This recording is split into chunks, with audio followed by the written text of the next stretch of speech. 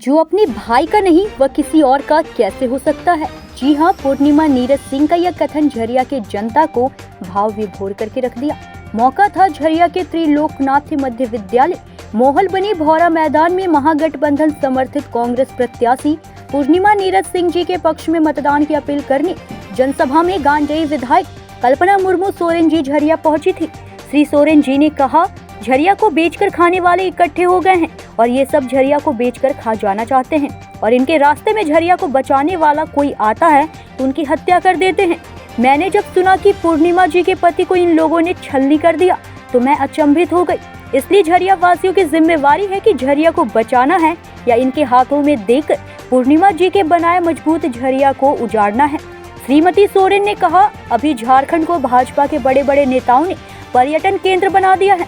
सबके सब अभी टूर पर निकले हैं। चुनाव खत्म होते ही कोई लौटकर झरिया नहीं आने वाला है।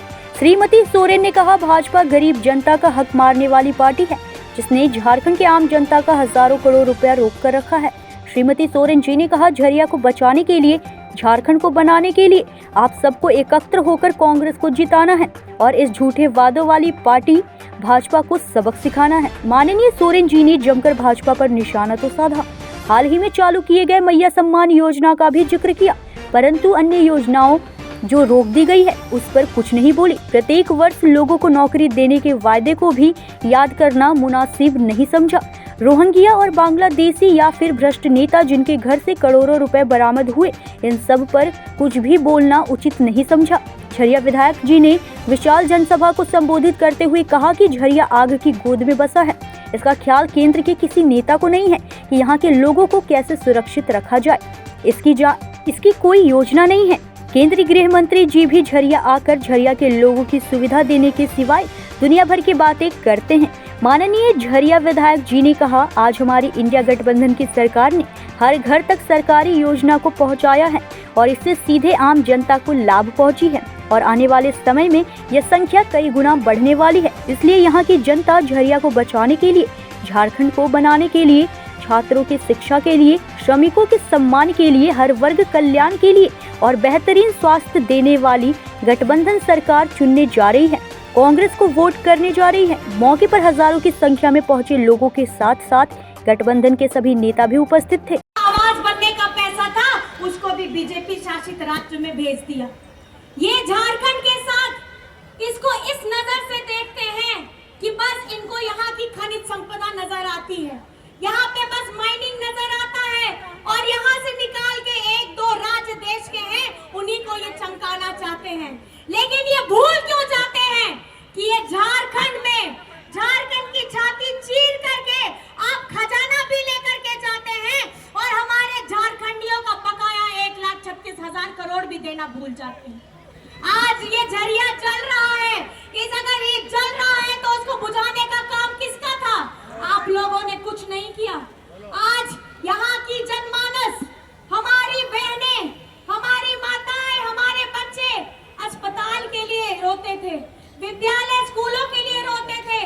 आज आपकी बड़ी बहन, आपकी दीदी आप लोगों के सामने में डट करके खड़ी है और आप लोगों की आवाज विधानसभा में वहां पे गूंजाने का काम करती हैं। आपके मुद्दों को पूरी बुलंदी के साथ विधानसभा में वहां बोलने का काम करती है। आज हमारी महागठबंधन की सरकार झारखंड में 24 वर्ष में ये महागठबंधन की सरकार 5 साल पूरा करने जा रही है और हम लोगों ने ये झारखंड में पहली बार पैसा जा चुका है और एक और सौगात आप लोग अगर शांत करा सकता है तो आप बताइए कौन शांत करा सकता है? कौन शांत करा सकता है? जैसे मैडम ने कहा, ये अकेली नहीं है। हमारे स्वर्गीय दादा, हमारे स्वर्गीय नीरज सिंह जी के साथ डबल ताकत के साथ पूर्णिमा नीरज सिंह खड़ी है आप लोगों के लिए चट्टानी स्वरूप बन करके, क्योंकि अगर झरिया की तस्वीर को प्रगति लाने का यहाँ पे किन्हीं ने काम किया है तो पूर्णिमा नीरज सिंह ने किया है।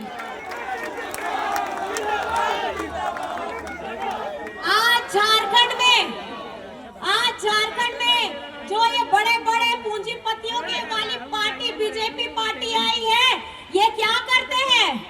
इनके भारतीय जनता पार्टी के में कौन से लोग हैं?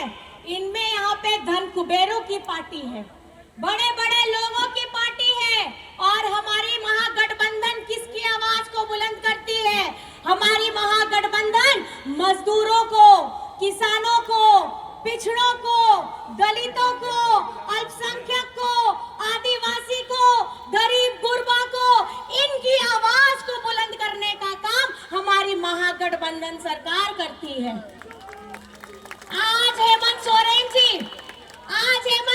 जी हर मंच से, हर प्लेटफॉर्म से चिट्ठी लिख करके अपने मुंह से बोल के अपना हमारे झारखंड के हक का पैसा मांगते हैं। हमारे युवाओं को नौकरी मिले, हमारे वृद्धा लोगों को पेंशन मिले, हमारे झारखंड अव्वल हो, ये इसके लिए हेमंत सोरेन जी 1,36,000 करोड़ मांग रहे हैं।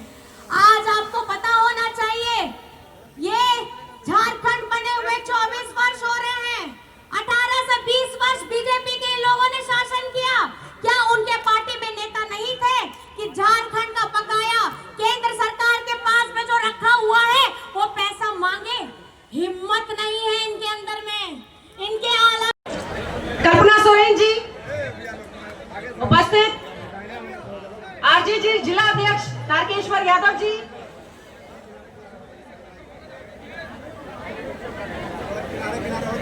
झारखंड मुक्ति मोर्चा के अध्यक्ष लकी सोरेन जी उपस्थित,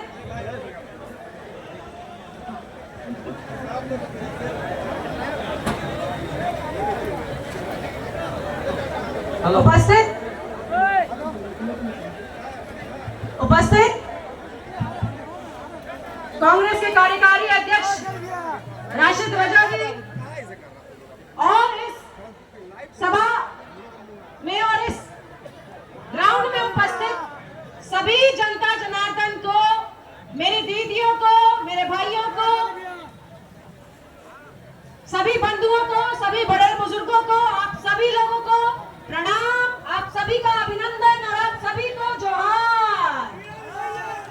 अरे एक बार जोर से बोलिए जोहार।